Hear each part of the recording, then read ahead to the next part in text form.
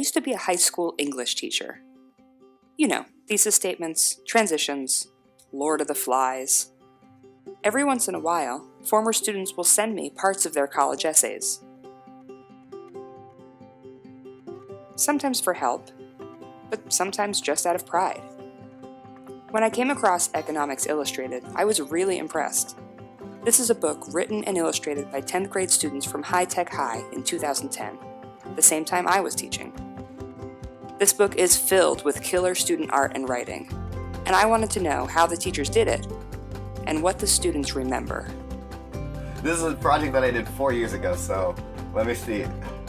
It was really cool because I think that's the one project I did throughout high school, but it was very artistic and analytical at the same time.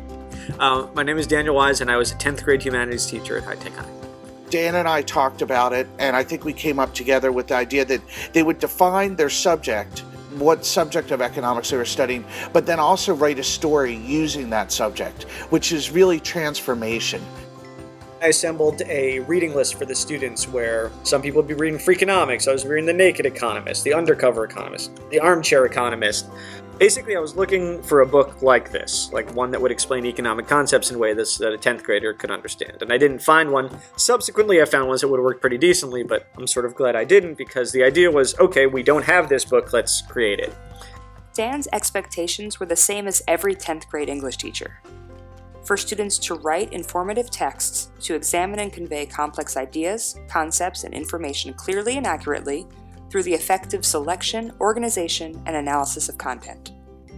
Or, as I might explain to my students in more user-friendly language, write an informative text clearly and accurately by choosing words and examples wisely.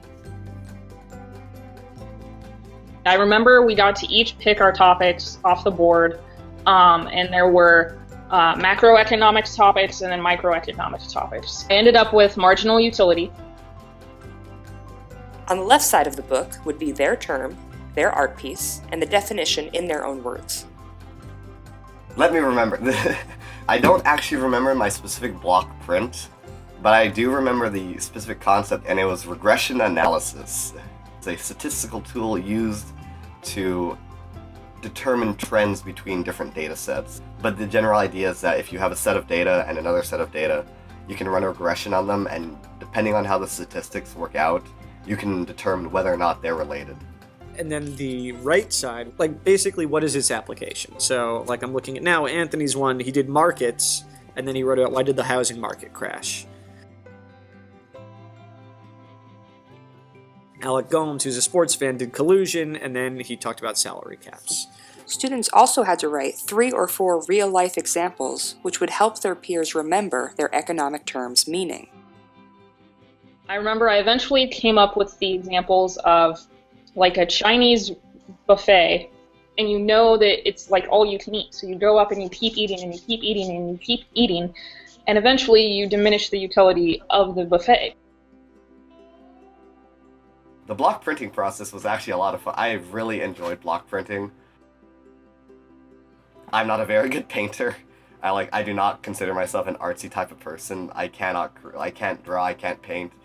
But like the block printing, I was able to create like these really cool images just by carving things out of these wooden blocks. If you use art to show what people have learned, to explain what they've learned in a beautiful way, that's what art is.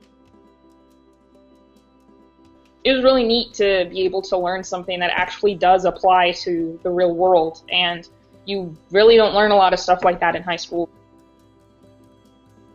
So let's just recap for a moment. Students read a book about economics, defined a term in their own words, developed real-world examples, wrote an essay, and created linoleum block prints to illustrate their concepts. Not to mention, of course, that their work was published and celebrated in the New York Times. I asked the students how they might try and convince me to try a project like this. I think Gabe sums it up best. Very simply, students will forget everything they learned in high school, like the facts, but nobody will forget how to think.